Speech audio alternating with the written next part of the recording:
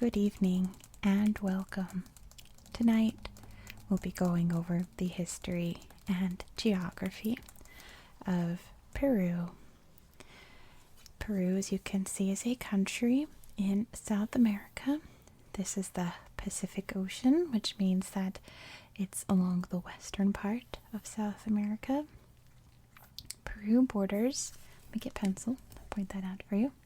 Peru borders Ecuador, here, Colombia, Brazil, all over here, Bolivia, and a tiny little border here with Chile. Peru has three very distinct geographic regions. The first one is very, very small. Right along here is its coastline, and it's known as the Costa. It is, as you can see, very populated. There are lots of big cities here, including the capital city of Lima. Also, Trujillo is a very big city as well.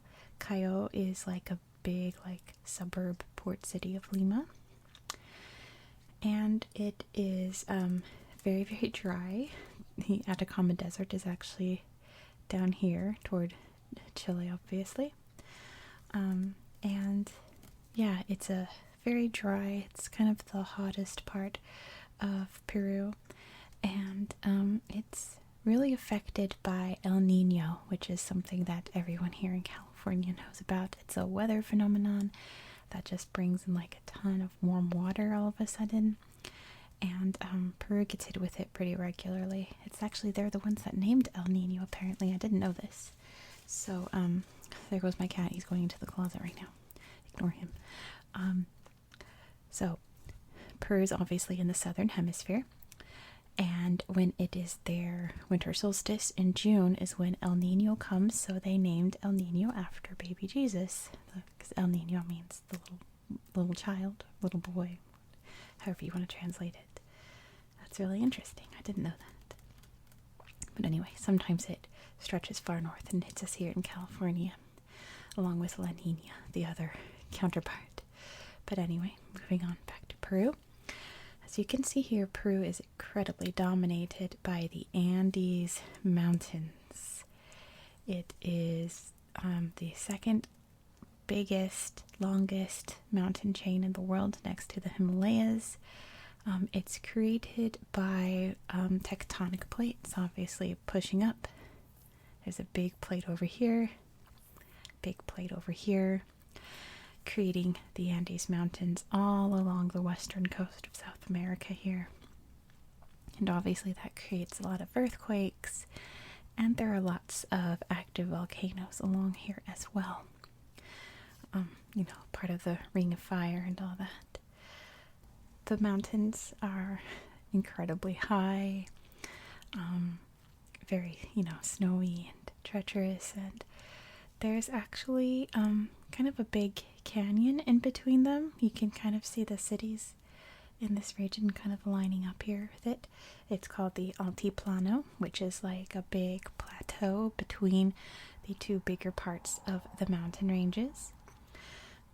It's where most of the farming and obviously where people live in the mountains, since the rest are very, very big and snow-capped, and not the best place to build a house to live. But there were people once upon a time that lived here. We'll talk about it in its history, of course. The Inca people had their capital here at Cusco, and you can see right here is Machu Picchu, which they built many different cities, but when the Spanish came, they destroyed most of them. Machu Picchu was just hidden in the forest, and there's actually other little towns and cities the Inca built that have been hidden, that have been recently discovered in the past 10-20 years. But Machu Picchu is the most famous because it is like this massive, massive city that was hidden up in the mountains. So that's still a very big, probably like the biggest landmark in Peru. It's literally like the top of my bucket list for reals. I'm gonna go someday. It's not an if, it's a when. And yeah, incredibly big, high peaks all through here. And right here you can see Lake Titicaca. It is the largest lake in South America, and it is the highest navigable lake in the world. It's an interesting little place. There was this ancient civilization that lived here called the Tiwanaku. I didn't write them about them in my notes, so you'll learn about them now. That built little like ancient towns and stuff around here. I believe they're eventually absorbed into another culture, but low-key, I only know about them because I watched an episode of Ancient Aliens about them. I hate that show. I hate watch that show sometimes just to get some anger out, but I didn't know about them then. But there is still a really interesting indigenous culture that lives on Lake Titicaca, not around, but on the lake. I'm sure there's pictures in this book I'll show you after the history, but this culture builds huge rafts of reeds, and they've built little villages and schools and shops and everything on these huge reed boats, and they just float around the lake. That's how they live. That's how their ancestors lived. That's how they live. So cool. And then the third part of Peru is all this big chunk over here. It's all green. This is the selva, which means like jungle. The Amazon, you can see the Amazon River going through here. It's obviously part of the Amazon rainforest, which everyone knows is the world's largest rainforest. It's very wet, very humid, very thick, full of life. Everyone knows about the Amazon River and the Amazon forest. Actually, there was like a big quest for the source of the Amazon River, and it was eventually found up in the mountains here. It's pretty cool, flowing down that way. And yeah, Peru is a really interesting place geographically. They pretty much have everything. You know, they've got the beaches, they've got the hiking, they've got the mountains, they've got the forests, they've got the plains, they've got all different kinds of climates. You can find everything here in Peru. It's pretty awesome. Let me look through my notes real quick, make sure I got everything I wanted to mention. I think I did.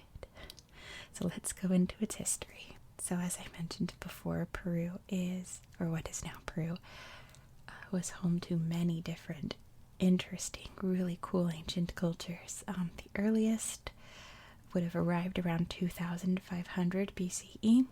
The first major culture would have been the Norte Chico civilization, but there were many others. There was the Chavin culture.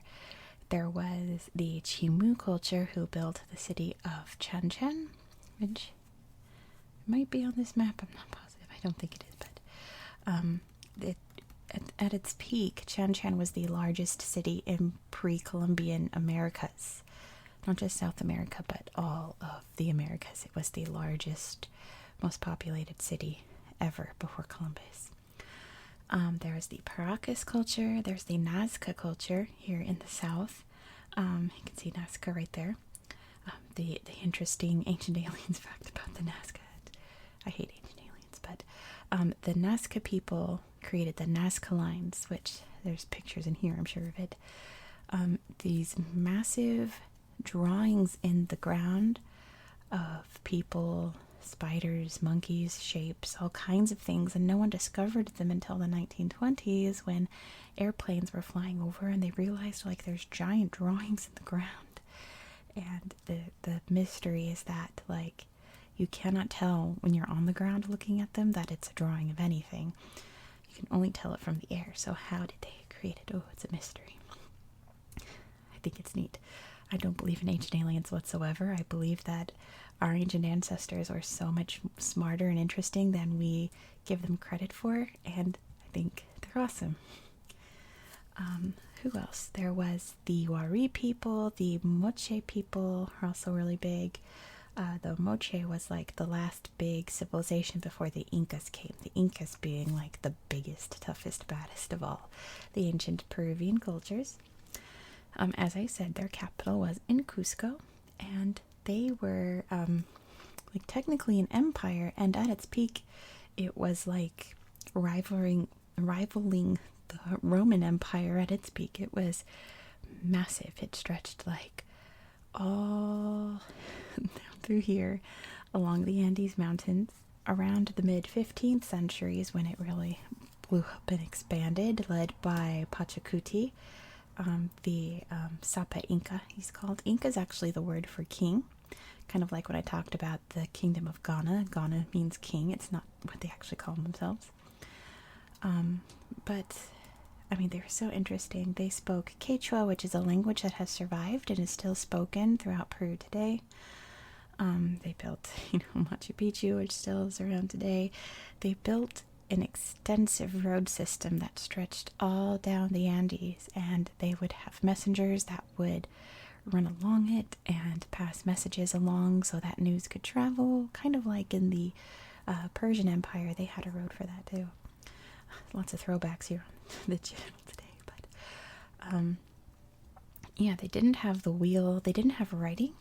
They left like notes and any kind of communication through knots on ropes. So all the knots meant something. They were called kipu, and we can't translate them. We don't know what the knots mean. So we have all of these ropes and all of these knots, and we have no idea what they say. So all we know about them is passed down through word of mouth and traditions and, ancient customs that have survived to today. So the Spanish arrive in the early 1500s.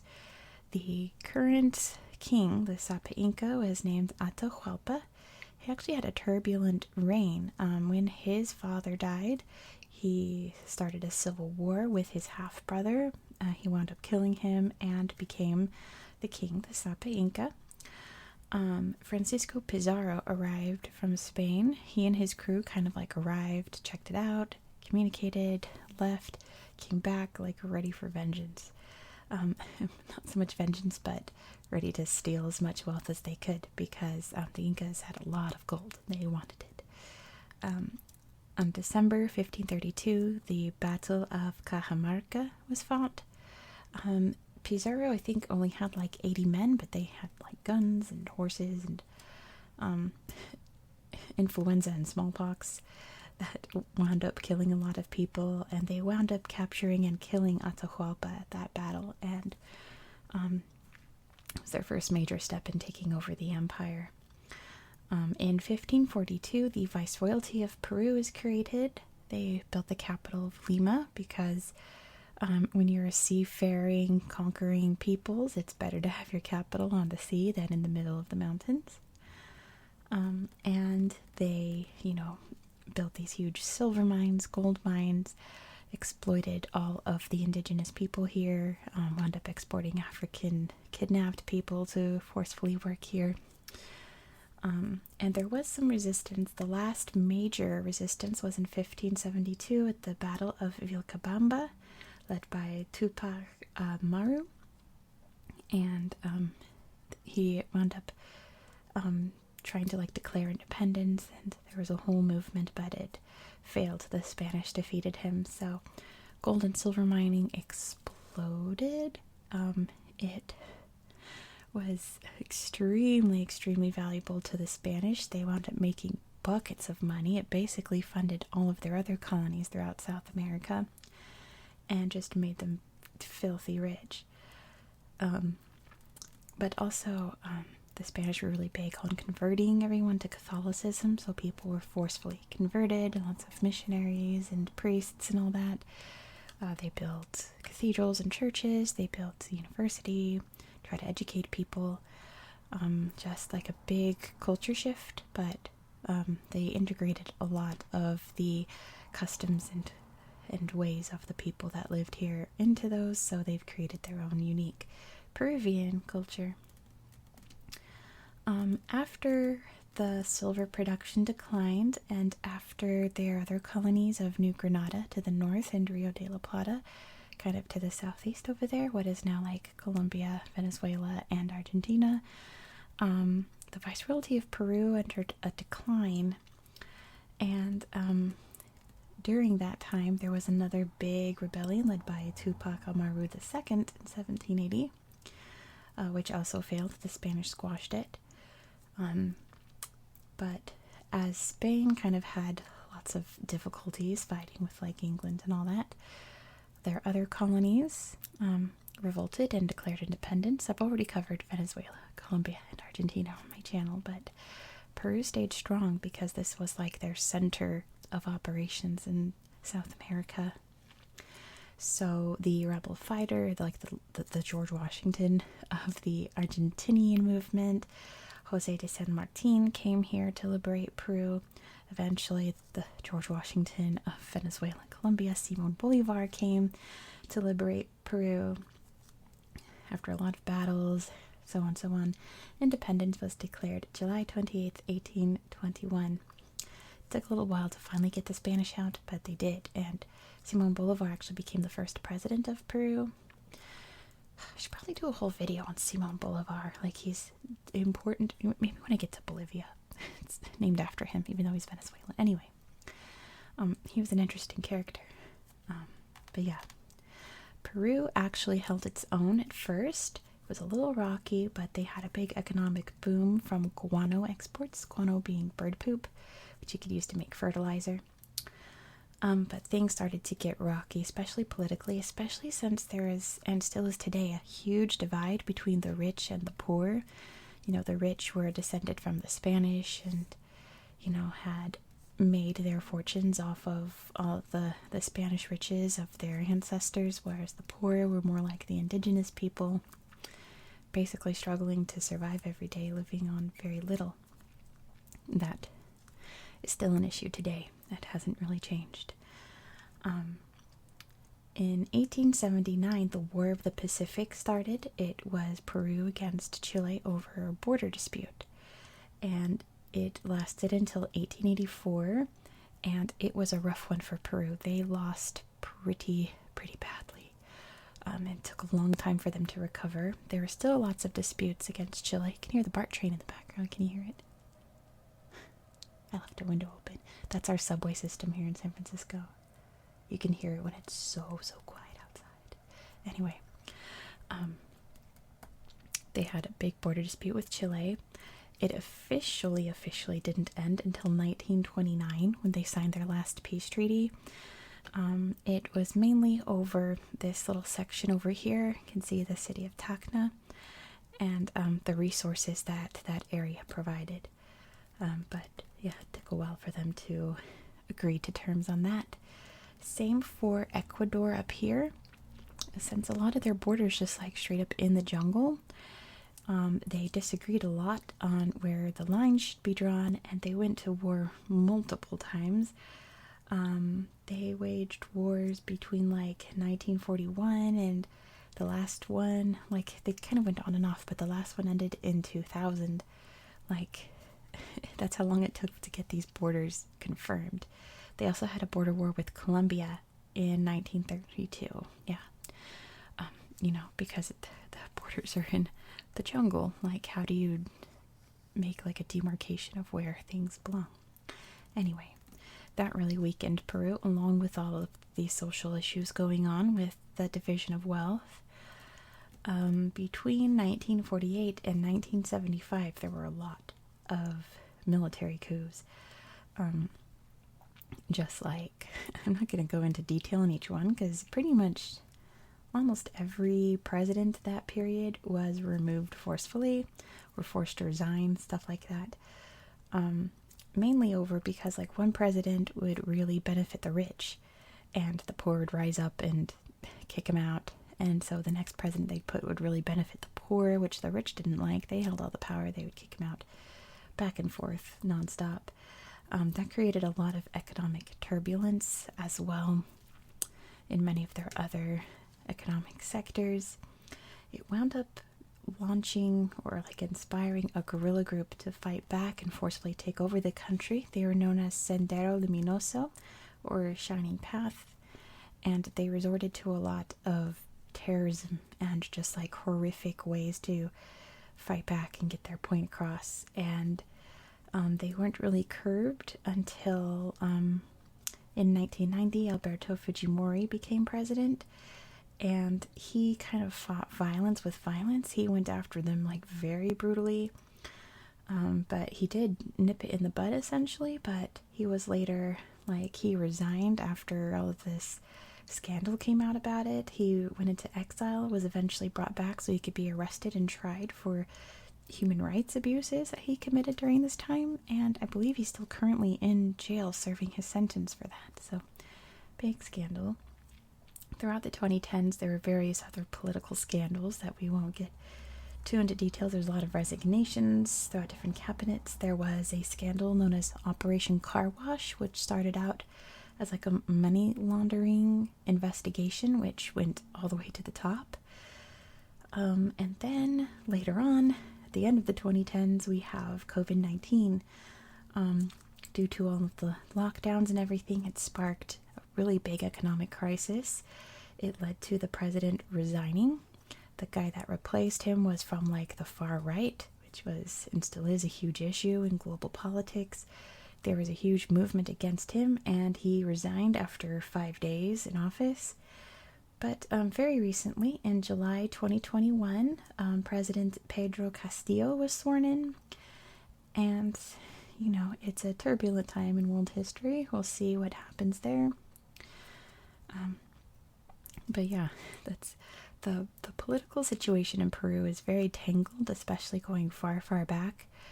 You know, in the same way that, you know, when I did America, I didn't get into every single presidential scandal because there's so many. We're not going to get into every presidential scandal in Peru. It's just way too detailed and not relaxing whatsoever. So why don't we flip through this book and look at some pretty pictures. Oh, also, I have Paddington Bear here. He didn't fit in the shot.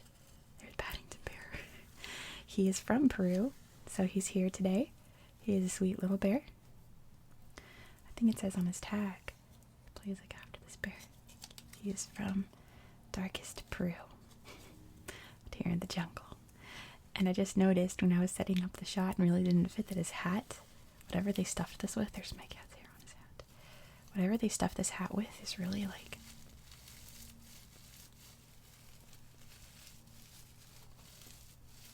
really crinkly, kind of. Let me bring him close to the mic, let you hear.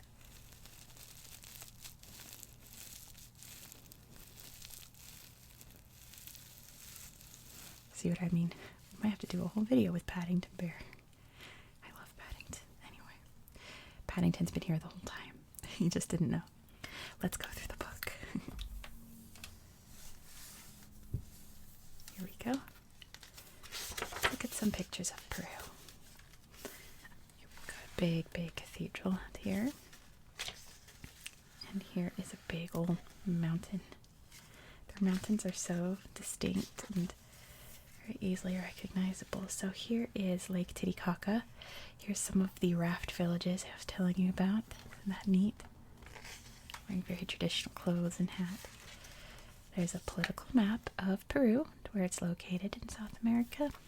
These are all potatoes. So potatoes come from Peru. And, you know, you say, well, these don't look like potatoes. That's because they have like over 100 different types of potatoes. And these are just a couple of them. Over here we have Machu Picchu ruins. Isn't that something? The Inca were incredible architects.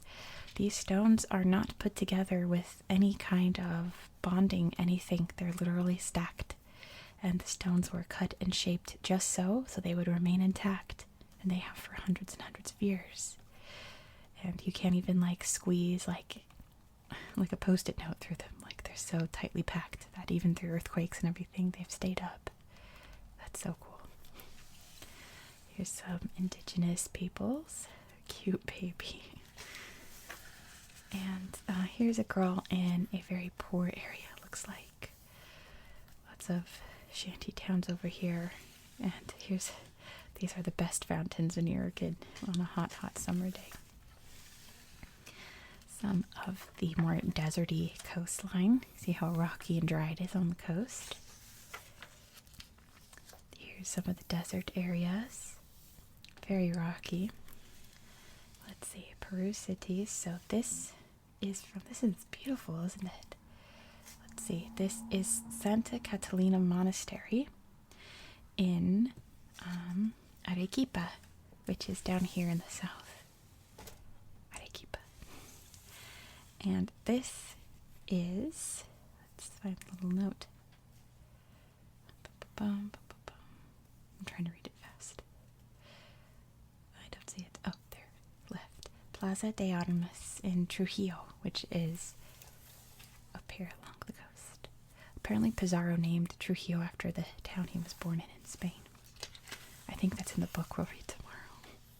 A political map of Peru and some of the big canyons in the south. Huge. Here are some of the big distinct mountains, the Andes. A volcano erupting. More of those floating towns on Lake Titicaca. This is an interesting rock carving with a door that doesn't lead to anywhere.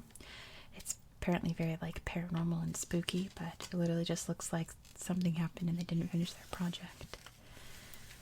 This is what happens when gold mining goes too far. It's not good for the environment whatsoever. Manu National Park, which I think is on this map. No, it's on my other map, my big map. It's like around here or so. Isn't that beautiful? The big cloud forests.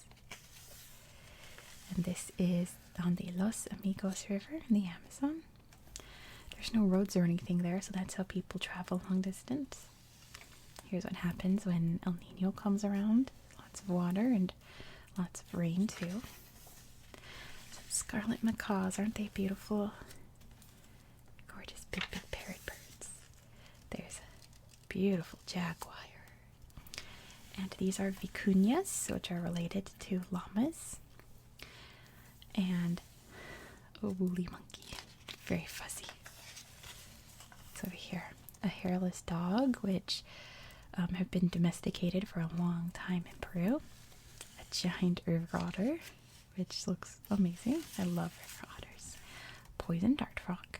Don't touch these guys. Big old chompy piranha. And something we have a lot here in San Francisco is sea lions. They're so funny. This is the cock of the rock bird. And these butterflies are so cool. Like they've evolved to have this eye to scare off predators. The national flower, the cantuta. Some cool bridge walkways. And this is the Puya Raimondi. It is the tallest blooming flower in the world, I believe. Really interesting.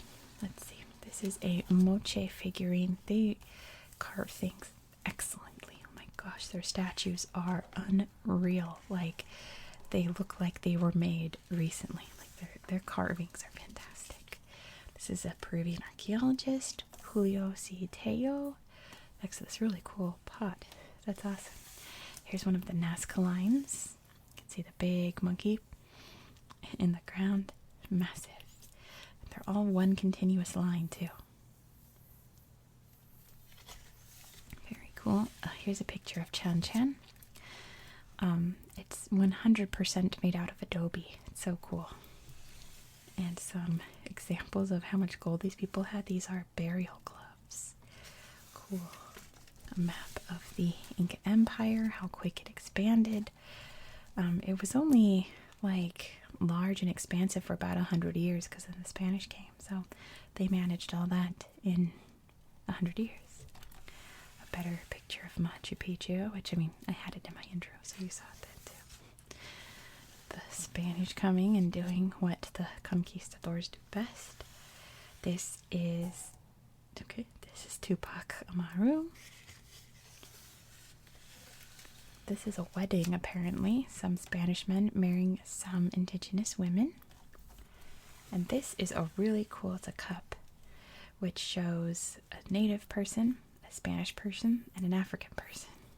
You don't really see stuff like that on old-timey looking ceramics. So you can see the Viceroyalty of Peru, it's the green. And there's the Viceroyalty of New Granada and the Viceroyalty of Rio de la Plata. Here's what Lima looked like back in the 1800s. There is Simon Bolivar, and move pencil, it's being annoying. And San Martin doing their independence thing. There's the flag of Colombia. Looks like the flag of Peru there. And this is during the War of the Pacific. This is a rubber tree. Rubber was one of their big industries back when the rubber boom was going on, when cars were invented. Peru tends to have an issue of finding a resource they can sell and going all in and getting super rich, and then there's a bust, and then they wind up going into like recession and economic decline. It's an ongoing cycle. So this is Victor Raúl Jaya de la Torre, who wound up being president at one point. Now, what the little towns look like. It's a big little shanty town, it looks like. Up here we have, this is one of the forces, like the civilian, like crime stoppers, basically. What were they called? Randas Campesinas, the peasant patrols that would fight against the guerrilla soldiers and all of the guerrilla groups that would spring up. They wound up doing their own kind of, we're not going to get into it on a relaxation channel. Here's Alberto Fujimori in better times. Not so good now. Look at these. Marching. Looking very fancy. They have a changing of the guards ceremony, just like in England. This was the president at the time this book came out. This is Pedro Pablo Kuczynski. His parents came to Peru in 1936. They were fleeing from Nazi Germany. So he has that heritage, and he became president. He wound up resigning after a couple of years, but you know, all their presidents kind of resigned. Like how beautiful Lima is. Look at the big cliffs, the big buildings. It's a gorgeous city. Here's a map of like the more downtown area. There's Chinatown. Peru has a massive Chinese and Japanese population. It's like huge. Like the Chinese came when railroads were being built in the 1800s. And so did a lot of Japanese workers as well, hence why we have Alberto Fujimori, a man of Japanese descent, but he is Peruvian, like he's from Peru. Anyway, Luis Salgado, yeah, we're not going to talk about politics. The flag of Peru, let's talk about the flag. It says, General José de San Martín chose the colors red and white for the Peruvian flag. Legend says he chose those colors because he saw flamingos flying when he first entered Peru. The red of the two outer vertical bands is said to stand for the blood shed during the War for Independence, and the white of the middle vertical band stands for peace. In the center of the white stripe is a shield surrounded by palm and laurel leaves. The shield shows Peru's national animal, the vicuña, the national tree, the cinchona, and gold and silver coins pouring out of a horn called a cornucopia. The coins represent the wealth Peru gets from its natural resources. The Peruvian government made this its official flag in 1825. Today, most flags flown in Peru only have the red and white bands. The shield appears only on flags used by the government. There's President Kuczynski in better times. The Congress building. And Election Day. The Supreme Court, looking very imposing. Working hard in school. And some football players getting ready to play, singing the national anthem. Working very hard in the fields. The sweet horse. Imagine just waking up to this view every day. Oh my gosh. Some fishermen, because Peru, being on the ocean, has a huge fish industry. There's a resources map. You can see oil over here. Lots of mining in the mountains and farming, fishing, the water, and all the minerals that are mined. This is quinoa. If you ever had quinoa before, that's how it grows. It comes from this area of the world. It's very delicious. And gold miners working underground, very dangerous. Their money, they use the Nuevo Sol. It's usually just called the Sol, but they had a currency called the Sol, which they wound up replacing and having to eventually replace it with the Nuevo Sol. Some cocoa from the Amazon to make chocolate, or cacao, I should say, not cocoa.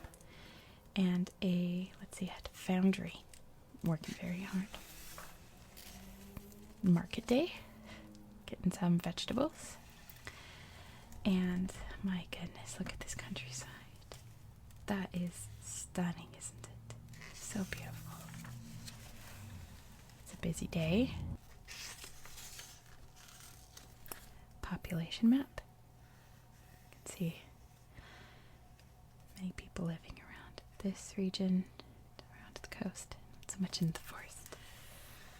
This is a picture from New York City. It's a Peruvian parade, Peruvian heritage. And this is at a Chinese restaurant in Peru, handing out some chicken, it looks like. And a Shaninka person. Beautiful jewelry too. Face painting. Some indigenous people with their llamas, and looks like a Spanish lesson, learning parts of the body. These are, let's see, the Mashkopiro people.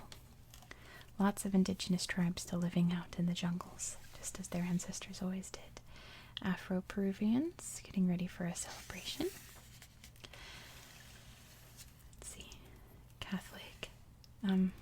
What's it called? Like with the incense and all that. What's that called? I forget. Anyway, you all know. Evangelicals doing their thing. These are shamans making a why am I blanking on words tonight? They're doing like a ritual, thanking the earth. This is a mummy, just so you know, just a warning. This is Juanita. She was a human sacrifice from the Incas, I believe. And yeah, she was discovered just like that because her body was left up in the snow and she was preserved. This is the ceremony. I just blanked on the name too, my goodness. Inti Raymi. An Inca festival, which is still preserved today and still celebrated. Oops. This is in Cusco. Let's see, some famous faces. This saint is Saint Martin de Porres. And this is another famous preacher, Gustavo Gutierrez, who, fought for poor people's rights. Textiles is something that Peruvians have been about for a long, long time. Absolutely stunning, isn't it? So gorgeous. This is a Chavin sculpture, and oh my gosh, I'm so glad it's in this book. These are some moche sculptures. Look at this sea lion.